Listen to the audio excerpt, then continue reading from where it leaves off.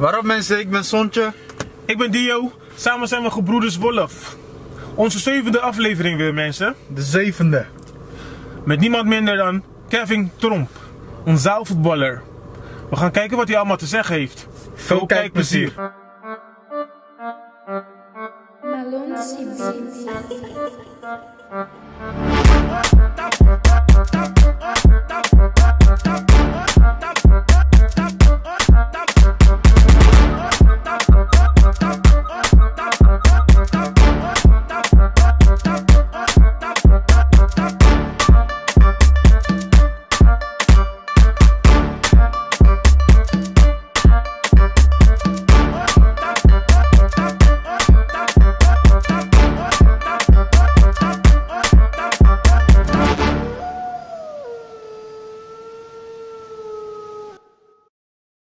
Yes, Kevin.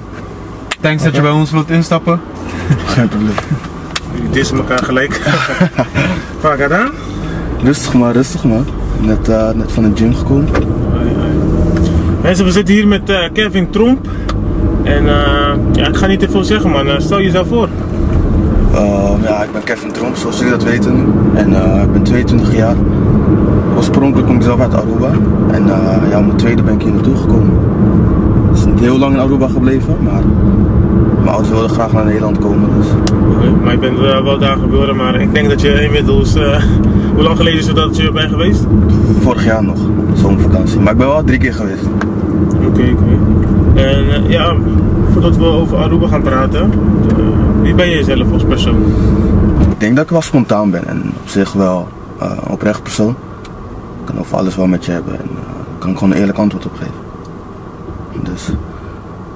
Oké. We gaan kijken of je oprecht bent vandaag. Ja, nou als ik oprecht. Als ik ja, Kevin Tromp zeg, en jij zou jezelf even moeten beschrijven. Wat zijn de 3 woorden hoe jij jezelf zou beschrijven? Sportief, spontaan en ja, nonchalant. Sportief, spontaan, nonchalant. Op welke manier nonchalant dan? Ja, met plannen en zo, weet je. Ik ben heel, ja, hoe zeg dat, ook heel naïef. Dus dan word je ook heel nonchalant in je houding. En daar bedoel ik mee van dat ik meer aan anderen denk aan mezelf. Dan kan je soms in de klus raken en dus ja, ook zo met je planningen. En daarom ja, vind ik mezelf een beetje nonchalant. Dus we moeten eigenlijk blij zijn dat het al allemaal goed is gegaan vandaag met de plannen. Ja. Dat je bent gekomen. Ja. Nee, dit had ik al van tevoren heel toch gepland. Dus sowieso wel. Mooi man. Maar hoe komt het dat je nonchalant bent of in het plannen is? Heeft het te maken met jezelf als persoon of je afkomst? Ja, ik denk zelf als persoon man. Ik bedoel, we zijn met z'n 5, 6, 7 en mijn vader en mijn grote broer hebben dat en ik. Dus het zal wel van de familie komen. 5, 6, 7 kinderen? 5 kinderen en mijn ouders. Oké. Je dacht dat hij 5, 6 kinderen is? Oké, je bent op je tweede naar Nederland gekomen. Ja. Ja, je had toen eigenlijk geen besef. Maar de 3 keren dat je wel naar Aruba bent geweest, wat zijn de verschillen voor jou tussen Aruba en Nederland? Ja, Nederland is structureel wat beter. Het zit beter in elkaar en Aruba is een beetje toeristisch geworden. Man. En toeristisch in de zin van? Alles draait om vakantiegangers en heel weinig om Aruba zelf. Oké. Ja, dat vind ik persoonlijk jammer. Ja. Snap je? Ik ben 3 keer naartoe geweest en ja, het is eigenlijk alleen maar verandering voor vakantiegangers. Maar ik snap het, Aruba is een beetje armoedig. Ja. Als ze zo geld kunnen pakken, Ja. is het hun voordeel, snap je? Oké. Voel je meer Arubaans of meer Nederlands? Nee, Arubaans man. Toch wel? Ja, ook al ben je met je 2 jaar vertrokken? Ja, want mijn ouders die hebben me gewoon zo opgevoed. En ik voel me gewoon ook zo, dus ja, dat is het probleem niet. Hoe is die opvoeding dan? Wat moet ik daarbij begrijpen? Opvoeding? Ik ga nog niet heel veel erover zeggen. Nee, je zou maar, oprecht zijn, hè? Ja, oprecht is ook, dan kan je ook sommige dingen ontwijken. Nee, maar ja, opvoeding is gewoon, er werd altijd papiermens thuis gepraat. En qua opvoeding ook hoe of wat precies en hoe zij erover denken. En dan ben je 3 keer naar Aruba geweest en dan merk je het een beetje wel wat vandaan komt. En ja, ik ben nu 22 jaar. Dus 20 jaar later nog steeds hetzelfde idee, ook al ben ik in Nederland. Hetzelfde idee qua opvoeding moet doen? Ja, qua opvoeding. En dus ja, ik voel me gewoon zo'n Arubaan. Maar wat maakt jou typisch Arubaan? Wat vind jij dat jij, een eigenschap wat jou typisch Arubaan maakt? Eigenschap. Ik denk een beetje luiheid, man. Luiheid? Ja. Arubanen zijn ook lui. Arubanen zijn ook lui, man. En hoe combineer je dat met sport dan? Maar dat is ook het enige wat me overeind als sporten. Heb ik discipline voor, respect voor. School? Doe je niet meer? Of? Geen antwoord verplicht. Volgens je ouders? Volgens mijn ouders? Nee, school heb ik gelaten, man. Ik heb VMBO gedaan. Ja. En daarna heb ik een beetje gelaten. En ja, puur voor mijn sport ook eigenlijk. Oké. Dus meer in die richting. Maar ik heb zeker weten wel spijt. Dat je bent gestopt? Ja, tuurlijk. Je kan het herpakken. Ja, herpakken, maar ik zit nu in een heel andere situatie, dus dat is een beetje moeilijk. En merk je dat je school nooit had moeten laten? Ja, je merkt toch wel dat ze meer eisen, snap je? Vooral in de toekomst. Qua werk bedoel je? Ja, qua werk. Dus ja, ze vragen best veel van je. En buitenom dat ook veel ervaring. Dus. En je zelf al erover nagedacht van, hoe ga ik dit weer oppakken? Of hoe ga ik weer de goede richting op? Heb je al plannen of ideeën? Ja, ideeën. Ik heb misschien, ja, dat heeft dan weer met een sport te maken. En ik wil het zo uitbreiden, zeg maar. En dan ga ik richting de personal training. Dat ik zeg maar mensen die niet of veel in aanraking is geweest met justitie en noem maar op. En kinderen die het slecht hebben of juist kinderen die veel problemen hebben thuis. Wil ik door middel van sport laten denken dat ze toch wel een heel andere waarde hebben dan dat ze zelf denken. Oké, want ben je zelf ook zo'n kind geweest? Of ben je dat nog steeds? Of ik zo'n kind ben? Nee, ben ik heb je wel... in aanraking met justitie geweest? Ja, ik ben wel natuurlijk aanraking met justitie geweest, maar niet voor erge dingen. Oké. Dus, maar ik zie wel mee dat er veel slechte jongeren zijn, snap je? En ik denk door middel van sport kun je toch wel een bepaalde energie kwijt en denk je toch weer anders met de dag. Denk je dat dat dan ook jou weghoudt van bepaalde activiteiten? Ja, het zou kunnen, maar ik heb meer negatieve activiteiten dan? Ja, 100. Ik denk van wel, want als jij bezig bent met iets positiefs, dan heb je negatief achter zich gelaten, toch? Denk ik dan. Ja, 9 van de 10 keer. Ja, daarom. En als ik dat al bereikt heb bij jongeren en ook ouderen, sorry, ja, dan heb ik mijn taak al gedaan, vind ik. Tot zover. Ik hoor dat je plannen hebt, man. Dat is al een goed begin, toch? En dat je anderen wil helpen. En vooral jongeren. Hoe denk je dat iets voor hun te gaan betekenen? Want jongeren zijn moeilijke doelgroep. Ja, maar dat is juist een uitdaging, snap je? Ik hou van uitdaging. Als jij dat uit de weg gaat staan, dan daarvoor leef je ook. Alleen maar uitdaging in het leven. Dus inderdaad, ik ben zelf ook jong geweest. En jullie zijn ook best wel nog jong. Ja. Snap je? Dus dan heb je het een of ander meegemaakt qua jongeren. Onder elkaar. Ja. Dus ik wil graag mijn ervaring die ik zelf ook mee heb gemaakt, wil ik graag overbrengen op de jongens. Helpt dat, denk ik. Je kan mensen proberen een goede richting te duwen. Door gewoon alleen te leren, aangeven. Maar helpt het meer als je aangeeft van jouw situatie, jouw persoonlijke situatie vertelt? Ik denk... Om hun te laten zien van die komt ook van de hoe zeg je dat? De bodem. Van de bodem, ja. Ja, ik denk van wel, want kijk, waar ik natuurlijk gekomen ben, daar kom je niet 1, 2, 3. En daar moet ik eerlijk over zijn. Er wordt niet veel teruggegeven, snap je? Vanuit? De sport wat ik doe. Het is best moeilijk en lastig en het eist veel van je. Maar het is nog niet zo'n hele grote sport vergeleken met bijvoorbeeld in Spanje, Rusland, Italië, Brazilië, snap je? En omdat ik dus al op zich wel ver ben gekomen, wat ik zelf vind en wat je over me kan vinden, wil ik dat graag aan de jongeren laten zien, snap je? Wat voor sport doe je dan? Ik doe zaalvoetbal op het hoogste niveau. En, of sorry, Dus, dat is dan betaald voor zaalvoetbal? Of, ja, semi-prof. Oké. Dus, en dat had ik net uitgelegd. In Italië of Spanje gebeurt het wel. Dan ben je full prof. Ja. Dan word je ook goed betaald. In Nederland is dat nog semi-prof. En dat houdt in dat je een aantal dagen in de week traint en een wedstrijdje hebt in de week of 2. Ja. Maar het eist veel van je. Dus.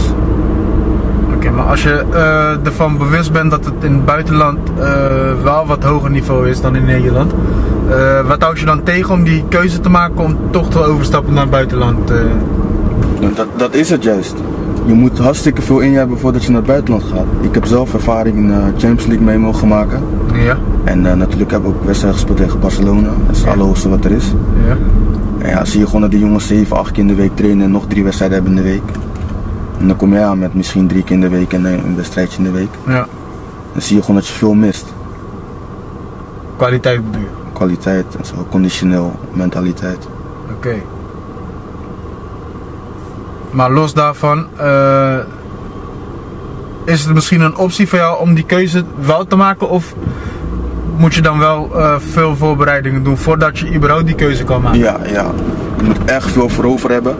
En dat heb ik ook. En ik ga, het is echt mijn droom naar het buitenland te gaan. Ja. En dan ga ik ook gewoon volhouden. En ik hoop het, misschien met de jaren, dat ik daar kom te voetballen in een van zulke landen. Welke competitie zit je nu? Ik zat vorig jaar Eredivisie. En nu ben ik eerste divisie gaan voetballen. Dat is 1 niveau lager. En de reden waarom is omdat ik een verwachting ben van een kind. En dus wat rustiger aan wordt. Is het dan niet dat je er eens moet gaan voor het kind? Voor jouw kind? Ja, dat doe ik zeker. En daarom moet ik soms 1 stap achter doen om vervolgens 2 vooruit te maken. Statement. Oké, man. 100. 100, ja man. En daar ben ik van overtuigd. Dus. Nee man. Welk team zit je dan? Of zat je? Ik zat bij Overcubo. Dat is de Eredivisie ploeg. We zijn vorig jaar landskampioen geworden. En dat betekent dus dat je dit jaar Champions League gaat spelen. Dat is het allerhoogste toernooi. En dat moet je laten gaan? Ja, dat moet ik helaas laten gaan. Hoe is dat voor jou? Een hele moeilijke keuze, want ik denk zowel aan mijn kind als aan mezelf. En toch ga je denken, ja weet je, je hebt een kind en daar heb je ook gewoon verantwoordelijkheden voor. Ja. Dus dan moet je 3 keer, 4 keer in de week gaan trainen. En ik trainde in Hoorn, dat is in Noord-Holland. Dat is toch een 1,5 uur rijden. Soms met file 2 uur. Dan moet je nagaan, al die tijd haal je al niet meer in met je kind. Vind ik knap van je dat gewoon voor je. Ja, dus eigenlijk is het gewoon, je denkt, het is logisch, je kiest voor je kind, maar als mensen die van voetbal houden zouden wel weten, dit is moeilijkheden, Champions League of je kind. Klopt. En heel weinig hebben Champions League gespeeld. Dit was mijn 2e keer op rij. En ook dat ik 2 jaar in de Eredivisie voetbal. En dus 2 keer landskampioen geweest en nog Benelux of KNVB-beker gepakt, Supercup. En ja, dan ineens moet je een keuze gaan maken. Jullie zijn kampioen geweest, is dat mede dankzij jou? Ja, ik heb wel een aandeel bij, ja. Ja? Ja, zeker. Wat is jouw positie? Wat doe je dan? Ja, ik sta aan de punt, ik sta links, ik sta zo wel rechts. Af en toe achter, dus een beetje. Maar zaalvoetbal is een beetje iedereen overal en nergens. Ja, toch? ja. Linksbeen, probeer de Zo'n voorzet beweging. leggen dan. Ja! Speelt met 5 man? Ja, 1 keeper en 4 spelers. Bijna exact 6 minuten spelen. En hoeveel wissels heb je dan? Bal op een Ja, ligt aan per team. presenteerbaar Wij hadden bijvoorbeeld geleverd. echt een goede team. En dat bedoel ik met team echt 9 man. 9 volwaardige spelers. Oké. Maar als je dit jaar aankomende seizoen gaat horen van als ze weer kampioen zijn geworden, dan gaan ze wel zeggen van hé, we kunnen zonder Kevin. Maar dat zou je altijd wel zeggen. Maar kijk, ik weet van mezelf ook. En dat kunnen anderen ook beweren, denk ik. Dat ik wel een aandeel had aan dit jaar. Dus zeg maar vorig jaar waarom wij kampioen zijn geworden. En dat ik ook dit jaar in de Champions League hoor te staan. Okay. Maar door allerlei redenen heb ik dus een andere keuze moeten maken. Welke team ga je aankomende seizoen spelen? ZVG Kagemax. Dat zit in Gorinchem. Ik wil toch even terugkomen. Denk je niet dat je kind eigenlijk je keuze zou begrijpen als hij wat ouder is, of zij? Als je toch voor Champions League had gekozen? Ik denk dat hij het wel zal begrijpen. Het wordt een jongetje trouwens. Oké. Dus, ja, gefeliciteerd. Dankjewel. Ten eerste ook. Maar ik denk dat hij het wel zal begrijpen. Ja. Want weet je wat het is? Ik heb vorig jaar al mee mogen maken. En dit zal dan de tweede keer op reis zijn. Ja. Dus ik weet wel wat ik ga missen. Ja. Maar voor mijn kind zou ik alles aan de kant schuiven. En hij zou het echt wel begrijpen als ik zeg van weet je. Misschien was het eerste jaar als kind zeg maar, papa niet voor mij. Of 100%. Ja. Vanwege trainingen en natuurlijk wedstrijden en heen en weer reizen. Ja. Zou die wel enigszins kunnen begrijpen denk ik. Want het wordt zelf ook een voetballer. Dus. Maar voor jouw gevoel vind jij gewoon dat je als vader zijnde gewoon het liefst thuis blijft? Ja, de juiste keuze hebt gemaakt. Ja. Want ik heb zelf ook veel gesproken natuurlijk met mensen die ook dezelfde situatie zitten. Ja. En ze zeiden zelf van, dat ze het ook echt oprecht en terecht vinden dat ik zo'n moeilijke keuze kon maken. Oké. Even over je, ik blijf maar op terugkomen, je oprechtheid. Ja. Je bent weg van de club waar je afgelopen seizoen hebt gespeeld. Ja. Jij geeft aan dat je het voor je kind doet, hè? Ja. Voel je het al aankomen wat ik ga vragen of niet? Nee, nog niet. Ik heb ergens filmpjes voorbij zien komen waar een akkefietje zich plaats heeft gevonden. Weet je zeker dat het niet daardoor komt dat je bij hem weggestuurd of wat dan ook? Is het echt voor je kind of is het door dat Nee, kijk, de akkefietje, je speelt natuurlijk de play-offs. Play-offs houdt in, het zijn gewoon finale wedstrijden. En wij hebben dus de eerste 2 gewonnen. Want de eerste 4 spelen tegen elkaar. Dus wij zaten in de finale, of wij staan in de finale tegen FC Marlen. En dan kom je bekenden tegen, kom je onbekenden tegen. Toevallig waar ik dan een soort van ruzie mee had, was een oude bekende voor mij, andersom ook. En ja, zulke dingen gebeuren in zo'n grote wedstrijd. Weet je, gaat door het vuur. En ik ben een speler dat tot het gaatje gaat, snap je? Ik hou van vuur, dus dat is ook mijn type spel. En als ik eerlijk moet zijn, hij is een van de beste van dat team. En wij dachten allemaal natuurlijk van ja, weet je, het kan elke kant op gaan. En als zij zouden winnen, dan zouden we de derde wedstrijd moeten spelen. Want wij hebben de eerste wedstrijd trouwens gewonnen. Dus dat was eigenlijk het idee. Om hem uit het spel te halen. En hij had geel gekregen en ik ook. Dat betekende als de derde wedstrijd zou komen dat hij niet mee zou doen. En ik wel. Dus even goed een win-win situatie. Dus daar heb je allemaal aan gedacht op dat moment? Ja, ik zelf niet, maar je hebt het erover met het team en met de coach. Dus weet je, mensen denken zomaar ik maak ruzie. Ja, ik ben ook wel een ruziemaker, maar we hebben afgelopen jaren wat... Het is eigenlijk een bedacht plan? Soort van. Slimmigheidje, snap je? Oké, dat hoort er ook bij dus. Maar dat bespreek je eigenlijk in de kleedkamer met je trainer, coach? Ja, je gaat zo'n wedstrijd in en dan heb je, weet je, ga je naar je tegenstanders kijken, ga je naar jezelf kijken, wat kan wel, wat kan niet. En ja, het eerste wedstrijd al had hij geel, dus 2 keer geel is rood. En hoe gaat dat dan toe dan? De trainer komt naar je, hey Kevin, kan je zorgen dat hij gele kaart krijgt? Geef hem een stomp op zijn bel of zo. Zo oprecht gaat het niet, maar hij weet wel dat ik een driftkicker ben, dus dat ik echt, weet je wel, mensen onder vuur kan zetten. En dat doe ik graag. En hij is zo'n type speler dat erop reageert en dat zie je. 1 + 1 is 2. Oké. Hoe heeft jouw nieuwe club erop gereageerd, of team? Waar je nu naartoe gaat? Ze weten wat voor speler ik ben en hoe ze me zeggen dat hebben ontvangen. Ja, met open armen. Ze weten natuurlijk ook dat ik wat voor ervaring heb opgedaan. Dus... Open armen van, hey Kevin, weet je dat wat jij hebt gedaan ook bij ons komen doen? Nou, dat zouden ze wel willen, want dat misten ze vorig seizoen volgens mij. Waardoor ze net de promotie hebben gemist. Naar de Eredivisie. Dus ja, met voordelen en nadelen. Maar deze hebben alle scheidsrechters het gehoord. Ja, ze kennen Kevin Teroen, dus geen probleem. Oké. Ja, mooi. Maar op welk moment ben je eigenlijk begonnen met voetbal? Of hoe oud was je toen? Ja, sinds dat ik kon lopen zijn de ouders eigenlijk al. En dat was met 7 maanden. Toen begon ik al een balletje te trappen. Oké. Volgens mij hebben ze me toen ik 3 jaar was op voetbal gezet. Ja? Veldvoetbal, sorry. En, toen je 3 was? 3 jaar? Was je al begonnen? Oké. En toen begon ik op veld. En toen, het hoogste wat ik heb gehaald op veld is trouwens eerste divisie ook. Ja. Dat was met Hollandia en Nora. En daarvoor heb ik wel verschillende stages gelopen. Onder andere bij Ajax, Volendam. Dus ja, zodoende. En toen ben ik om mijn 17e gezien op straat. Door mijn oude coach onder 17 bij Hoofd Cubo. Ashwin. Bedank je hem? Ja, ik bedank hem. Ja, zeker. Mede dankzij hem dat je carrière... Ja, dat ik tot zover heb geschopt. En het klinkt heel, hoe zeg je dat? Heel makkelijk. Ja, zaalvoetbal. En ja, dat is omdat Nederland niet heel bekend is met zaalvoetbal. Het wordt nog niet zo hoog gepromoot en hoog gezien als andere eredivisieclubs. Bijvoorbeeld in Spanje heb je ook Primera Division als veldvoetbal, maar heb je ook als zaalvoetbal.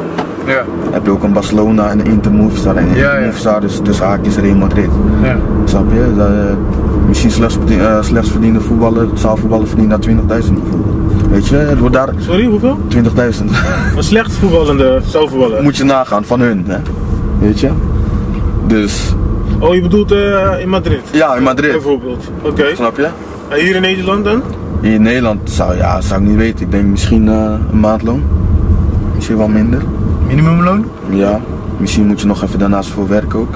Dus je zal niet lang over nadenken? Als iemand van het buitenland met aanbieding komt? Ja, dan zou ik... Kijk, België is nog wel prof. Maar dan heb ik het over de top 3. Ja. En dan kijk je verder. Ja, dat zijn gewoon full pros, weet je. Dan zou ik gegarandeerd gaan. Kijk, België is er nog een optie. Maar dan moeten ze met een hele goede aanbieding komen. Zaalvoetbal heeft nog geen EK, WK? Ja, hebben ze ook. Ja, ook? Ja. Ook EK, ook WK. Volgens mij de onder 19 nu van Nederland. Hebben ze volgens mij een EK nu. Zo uit mijn hoofd. Oké, want als ik het goed heb ben je ook voor je land kan ik zeggen uitgekomen. Ja, ik ben ook op veld ben ik voor Aruba uitgekomen. Ja. Toen speelden we CONCACAF. Op veld? Oh, op zelf? Veld, ja. Dat is op veld zelf. Dat is het hoogste dan wat ik bereikt heb. Voor mijn eigen land gevoetbald. Ja. En na dat ben ik gaan zaalvoetballen voor het Nederlands team. Oké. Tot Jong Oranje. En dan heb ik ook tegen Portugal gespeeld bijvoorbeeld. Hoe voelde dat voor jou om voor je land, Aruba in dit geval, te spelen? Ja, ik vond het echt indrukwekkend, man. Ik heb nog nooit zo'n ervaring meegemaakt. Hoe oud was je? Uit mijn hoofd was ik... Omdat het 20 was het, hè? Ja, was ik vrij jong nog. Ik nog steeds ben overig. Maar ik was volgens mij 16, 17. Zo uit mijn hoofd. Best wel jong. En dan tegen welke landen heb je allemaal gespeeld? Ik heb tegen Panama gespeeld. Ja. Tegen Trinidad en Tobago. Ja. En de derde was volgens mij Mexico uit mijn hoofd. En als hoeveel waren jullie geëindigd? Of, laatste man. Nee, laatste? Ja, laatste. Dat is minder. Heb je nog een shirtje? Ik heb nog een shirtje, ik heb nog aandenking inderdaad. Die krijgen wij straks als we jou gaan afzetten? Als ik ooit weer voor Aruba kom te spelen, dan zijn jullie de eerste die ik ontvang. Mag je als zaalvoetballer ook shirtjes uitdelen? Ja, ik zelf niet, maar ik heb wel ploeggenoten die een paar shirtjes hebben, want ze hebben zelf EK en WK hebben gespeeld. Ja. En natuurlijk veel interlands, dus die hebben natuurlijk wel shirtjes over. Ik zelf heb nog geen interland gespeeld in het A-team, maar wel voor Jong Oranje. Alleen zonder naam. Dus dan is het shirtje weer inleveren. En voor je club zelf? Is het nou club of team? Ja, club. Van mijn club heb ik zelf wel 2. Eentje waar ik Champions League mee heb gespeeld en KNVB-beker heb gepakt. Heb je nog contact of zo met mensen waar je vroeger mee hebt gespeeld? Bedoel je op veld? Of? Op veld, ja. Nee, zelf heb ik heel weinig contact. Ik heb wel vrienden, teamgenoten gehad die het nu wel ver hebben geschopt. Onder andere Donjan Malen speelt nu bij PSV en daarvoor bij Arsenal en daarvoor bij Ajax. Dat was een hele goede vriend van mij, maar ik heb een tijdje niet gesproken. En ja, hij doet het goed. Dus, Is dat ook een mogelijkheid voor jou? Dat jij zaalvoetbal achterlaat en dan veldvoetbal gaat spelen? Ja, heel veel mensen zeggen het nog. Van ga veld, je bent nog goed op veld en bla bla bla. Maar ja, ik heb me gewoon helemaal opgegeven voor het zaalvoetballen. Want ik vind zaalvoetbal echt een uitdaging. Ja. Als jij met zaalvoetbal het hoogste hebt bereikt, ja. Dan heb ik het niet over een keer Champions League spelen of wat dan ook. Maar echt bijvoorbeeld top 5 of top 6 van Spanje zit of top 10 van top 10. Top 6 van Italië ook bijvoorbeeld. Dan heb je het hoogste gehaald, vind ik. En daar heb ik dan eigenlijk meer respect voor, omdat mensen vergeten eigenlijk wat zaalvoetbal inhoudt en wat het van je vraagt. Snap je? En dat wil ik dus nu ook eigenlijk meegeven en waarom ik dat aan het doen ben. Bovendien dat ik het zelf ook leuk vind. Wat vinden je ouders ervan? Wat je tot nu toe hebt bereikt? Ik vind het echt een knappe prestatie. Want soms balen ze, omdat ik natuurlijk gestopt ben met het veld en daar het geld wel zit. Dat weet iedereen. Dus maar wat ik nu heb bereikt in de zaal, mijn moeder zag huilen, dus dat zegt al genoeg. Okay. En mijn vader ook eigenlijk. Dus. Je vader zag je huilen om jouw prestaties? Ja, bijvoorbeeld laatst weer landskampioen. En het klinkt heel makkelijk, maar ik ken sommige spelers die al 10 jaar Eredivisie zaalvoetballen, maar een eerste hebben gepakt, een eerste prijs. Ik voetbal pas 2 jaar en ik heb al 5 prijzen te pakken. Dus. Zaalvoetbal duurde 2 jaar beduurd. Ja, officieel 2 jaar op hoogstniveau. Ja. Daarvoor was ik bankzitter bij het eerste en daarvoor speelde ik gewoon 1 niveau lager ook, met de tweede, met de belofte. En sinds 2 jaar echt gewoon het hoogste niveau met het eerste team. Hoe hebben die teams dat eigenlijk gedaan voordat je daar was dan? Waren ze ook kampioen geweest? 2014 was de laatste keer. Dat was ook echt een goed team. Of elk jaar hebben ze wel een goed team. En in 2014 was de laatste keer. En nu achter elkaar 2017, 2018. Of sorry, 2016, 2017, 2017, 2018. Dus. Okay. Je hebt net de naam al genoemd eigenlijk. Ashwin was het? Ja, Ashwin was mijn coach onder 17. Heb je hebt je carrière, of wat je nu hebt bereikt, is mede dankzij hem? Is er nog iemand of iets dat je denkt van, door dat sta ik nu waar ik nu sta? Ja, eigenlijk wel mijn familie ook wel. En vooral door mijn coach, of mijn coach van het eerste, wat toen mijn coach was, Sander van Dijk. En natuurlijk heel die club, Hoofd Cubo, heeft vertrouwen in me gehouden. Ik heb dat teruggegeven en kijk waar het geëindigd heeft. 2 keer landskampioen. Champions League mee mogen maken. Geselecteerd worden voor het A-team, het Nederlands team. Dus. Hoe ga je een wedstrijd in eigenlijk? Hoe bereid je je voor? Ik heel nonchalant. Heel nonchalant. Ja, heel nonchalant. Ik luister gewoon muziek. Ik bekijk van tevoren filmpjes, ook van mezelf. Er staan samenvattingen op YouTube bijvoorbeeld. Kijk je naar mezelf en dan motiveert me dat motiveert mij eigenlijk. Tot aan de kleedkamer aan toe, dan gaan de oortjes uit en wordt de wedstrijdbespreking gedaan. En nadat ben ik gewoon mezelf weer. Ik ben altijd een clown geweest, ook in de kleedkamer. Dus, hoe boos kan je zijn na een wedstrijd? Ik haat verliezen, man. Ik kan niet tegen verliezen. Ik heb het wel moeten accepteren, maar ik kan niet tegen mijn verlies. Dus als ik verloren heb, dan kijk ik ook kritisch naar mezelf. Mogen je teamgenoten dan met jou praten in de kleedkamer? Nou, de gek was, nog 4 spelers komen hier uit Rotterdam. Ja. Die reizen ook naar Horen. Ja. Het zijn allemaal spelers met ervaring. Ja. En vooral diegenen die me echt onder druk zetten. Dus bijvoorbeeld had ik een foutje of niet. Zoals Zakaria Amrani, ook een heel bekende voetballer. Speelde bij Willem II. Speelde ook bij FC Utrecht. Ja. Volgens mij heeft hij gedebuteerd ook. Volgens mij in mijn hoofd. Karim Moussaoui bijvoorbeeld. Ook bij Excelsior gevoetbald. Ja, die 2 hebben echt non-stop met mij gepraat. En ook als ik fouten heb gemaakt, dan krijg ik dat ook te horen in de auto. En dan, hoe gaat dat dan toe dan? Ja, je zit 1,5 uur in de auto, dus er wordt van alles tegen gezegd. En jij als kleine jongen... Schreeuwen jullie tegen elkaar? Schreeuwen alles. Schreeuwen, praten, janken soms. Nee, valt. Maar... Ja. Nee. Je wilt niet toegeven? Nee. Ik ben oprecht en eerlijk, hè. Je wilt eigenlijk even terug, want je hebt 120 gespeeld voor Aruba. Ja. Wat betekent Aruba voor jou? Ja, ik weet zelf niet echt wat ik moet zeggen, moet ik eerlijk zijn. Want ik ben natuurlijk om mijn tweede hier naartoe gekomen, dus je neemt sowieso niks mee. Ja. Maar ik ben wel 3 keer op vakantie geweest. En ja, natuurlijk 1 keer ook voor ze uitgekomen. En ja, wat ik al in het begin zei, ik voel me wel een Arubaan. Dus, maar wat Aruba echt voor me betekent, weet ik niet. Maar het blijft altijd natuurlijk mijn land waar ik vandaan kom. Dus ik heb niet echt een logische reden of specifieke reden dat ik op kan doen. Wat zijn de positieve dingen waar je aan denkt als je Aruba hoort?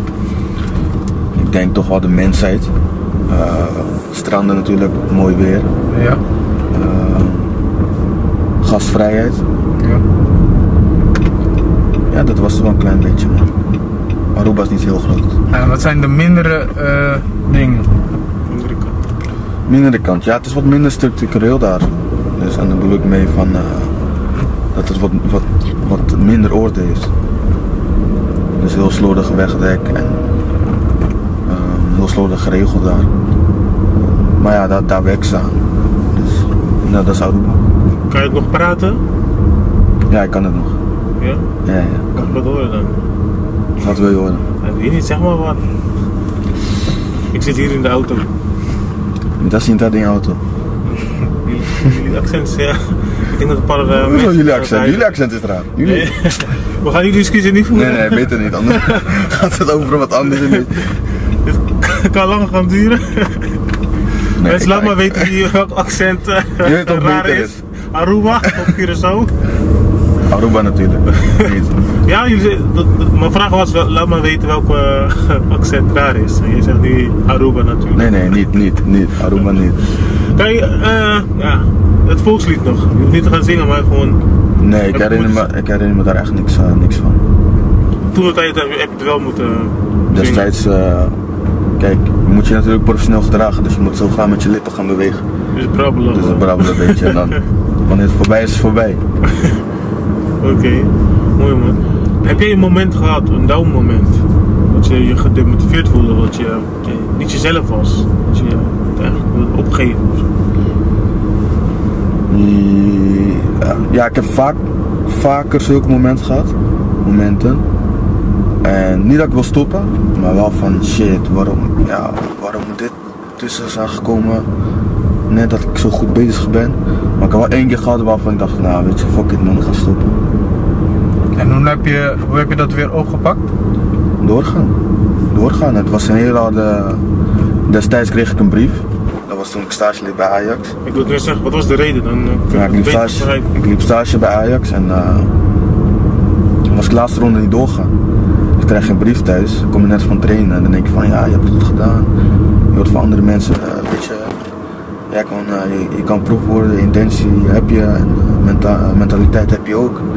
Kom je thuis en dan krijg je zo'n brief. Dus. En toen was ik een jaartje of 11 of 12 of zoiets. Wat stond er in de brief precies? Ja, precies weet ik niet meer. Maar het stond helaas ben je, wat ik nog herinner is, helaas ben je niet geselecteerd. Dus dat was ook gelijk het einde. Sindsdien ben je niet meer van Ajax? Nee, ik blijf altijd van Ajax. Ja, toch wel? Ja. Sorry Rotterdam, maar... Waar ben je opgegroeid trouwens? Waar ik echt ben opgegroeid? In Hoorn, Noord-Holland man. Gewoon in Hoorn? Ja man. Oké. Hoe lang woon je al in Rotterdam? Sinds vorig jaar januari. Bijna, ja, 1,5 jaartje zit er wel op. Dus 1,5 jaartje in Rotterdam. Oké. In ieder geval, om terug te gaan naar het onderwerp. Je hebt jezelf dan weer herpakt door te denken van ik moet doorgaan. Ja. Heb je motiverende woorden voor mensen die in dezelfde situatie zitten, die op willen geven?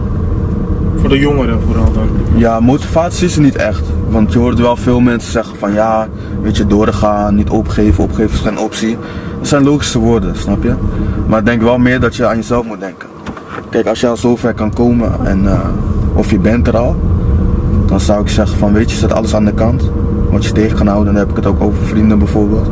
Maar niet alle vrienden zullen vrienden van je zijn. Snap je? Dus ook daar moet je mee oppassen. En dat is waar het wel nu om draait. En waar het nu om draait is wel vooral beroemdheid. Snap je? Als je niet beroemd bent of wat dan ook, of niet meeloopt met niet meegaat met de tijd, dan tel je niet. Dus denk vooral aan jezelf en wat je kan. En probeer steeds elke dag beter te worden. Dat is eigenlijk meer mijn motivatie, man. Oké. Dus, heb je ook andere mensen die helemaal niks doen, die niet in zichzelf geloven, die het niet eens willen proberen? Die lopen te luieren, net als jou. Soms. Nee, maar dan kijk, het enige wat ik dan tegen hen zal zeggen is, stap een keer uit bed en kijk naar jezelf, kijk in de spiegel. Van, wil je dit of wil je dit niet? Snap je? En ik denk als je gewoon 1 keer gaat realiseren of 1 keer goed in de spiegel gaat kijken, dan denk je dat in iedere persoon wel wat zit. En dat je dat eruit kan halen, het maximaal.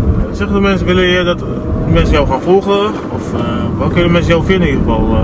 Volgen nog helaas nergens, ja op Facebook.